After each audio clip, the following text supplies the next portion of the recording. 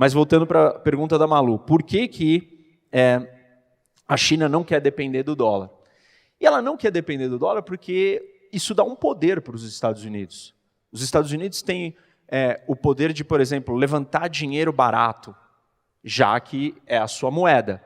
Podem emitir a Isso. moeda. Então, os Estados Unidos têm o controle das comportas financeiras. Por exemplo, se é uma empresa, você vai comprar um produto de outro país e você faz essa compra em dólar. E aí você tem sempre o problema da variação cambial, do que vai acontecer lá na frente. Só que se é a sua moeda, você não tem o problema da variação cambial do mesmo jeito, você não está exposto. Então, tem uma série de vantagens em você ser a moeda dominante. Quando a gente fala, por exemplo, de sanções econômicas, não adianta eu fazer uma sanção contra você, falar assim, não vou vender mais nada para a Malu. Mas aí o Bruno vai lá e vende para você. Então não resolve. Você precisa ter uma coalizão de gente embarcando no mesmo projeto. Agora, quando você fala da moeda dominante, não precisa de ninguém, porque é uma moeda só, é a moeda americana. Então, os Estados Unidos têm o poder de fazer muitas coisas com essa moeda. E uma das coisas que a China quer tirar é esse poder. Mas aí tem um problema, e aí vou entrar um pouco na sua resposta, né, Bruno? A China não pode fazer isso, porque para ela fazer isso, ela precisa mudar o seu sistema econômico. Porque, como você colocou bem, com o dilema de Triffin, fica evidente que todo país que tem a moeda dominante no sistema internacional, essa moeda, ou esse país, acaba sendo deficitário. E o seu dinheiro valoriza. Quais são as vantagens? Você ganha dinheiro a um custo baixo, porque está todo mundo querendo comprar o seu dinheiro e estão te dando dinheiro. No caso dos Estados Unidos, sempre com juros quase que zero. Hoje não, mas sempre foi assim. Então, as pessoas estão dando dinheiro para os Estados Unidos a um custo zero. Nossa, mas que maravilha isso. O problema é que você cria um déficit. Por quê? Porque você imagina que você é o consumidor americano, e aí o seu poder de compra em relação ao resto do mundo é muito maior, porque a sua moeda é mais valorizada. E por que ela é mais valorizada? Porque está todo mundo querendo comprar a sua moeda. Quando a sua moeda é valorizada e você tem um maior poder de compra, você vai gastar mais. E isso vai fazer você ficar endividado. E isso vai liberar o consumo das pessoas. Então, para você ser a moeda de reserva do mundo, a moeda dominante, algumas coisas básicas têm que acontecer. Primeiro, você tem que ter uma economia aberta. Como é que eu vou vir e comprar dólar se os Estados Unidos falam assim, não, eu não deixo você vender os seus títulos da dívida americana. Eu restringo o movimento de capital. Ou seja, o mercado mais aberto do mundo para entrada e saída de dinheiro é o mercado americano. Se a China quiser virar a moeda dominante, se ela quiser que Yuan vire a moeda dominante, ela precisa abrir sua economia. Alguns vão falar assim, qual é o problema disso? O problema disso é que você afeta a raiz do poder chinês ou daqueles que governam a China, que é o Partido Comunista Chinês. Ao você abrir a economia e o fluxo financeiro e permitir liberdade financeira para todo mundo, você dá poder para as pessoas. E essas pessoas vão confrontar ou desafiar o domínio e a hegemonia do Partido Comunista Chinês.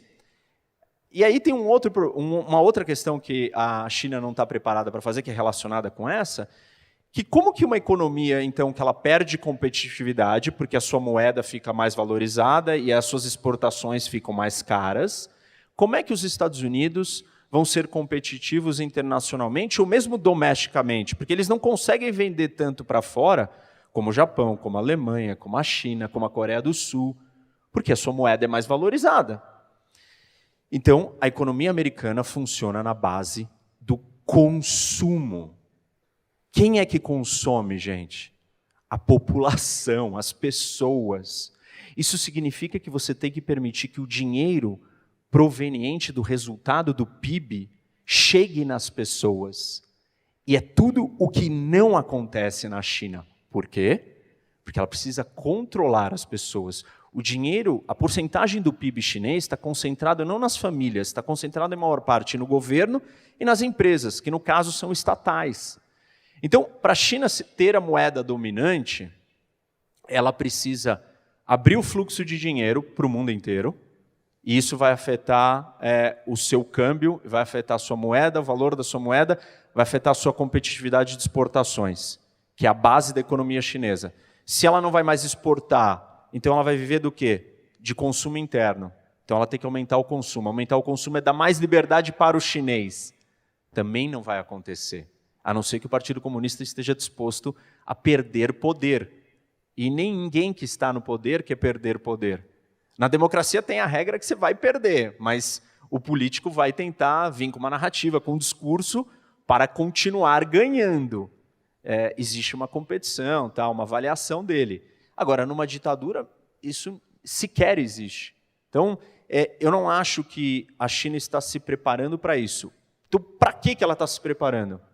Ela está se preparando para responder a uma situação que você trouxe, que a gente chama de weaponization do dólar, né? Que é o armamento do dólar. Armar o dólar, transformar o dólar numa arma. Como assim? Imagina que na guerra da Ucrânia, os Estados Unidos tinha 3 opções, pessoal. 1, responder com um ataque militar à Rússia, quando a Rússia invadiu a Ucrânia. 2, não fazer nada. Aí você fala, nossa, essas 2 opções são horríveis. Não fazer nada, você deu um recado errado, você simplesmente está falando, está tudo certo, está tudo bem. Está instigando outros países a seguirem o mesmo caminho que a Rússia. Entrar em guerra contra a Rússia para defender a Ucrânia é o início da Terceira Guerra Mundial por causa da Ucrânia. Tipo assim, ninguém estava disposto a fazer isso. E aí surge uma terceira opção. E aí a terceira opção ela é mais fácil, porque ela não é não fazer nada, mas ela é fazer alguma coisa que não vai ser tão sangrenta, que é usar o dólar, ou sanções econômicas. E isso vem acontecendo há algum tempo. Na verdade, aconteceu primeiro com o Irã, num nível bem severo, mas o Irã não é uma grande economia, não é uma grande potência, é um país menor.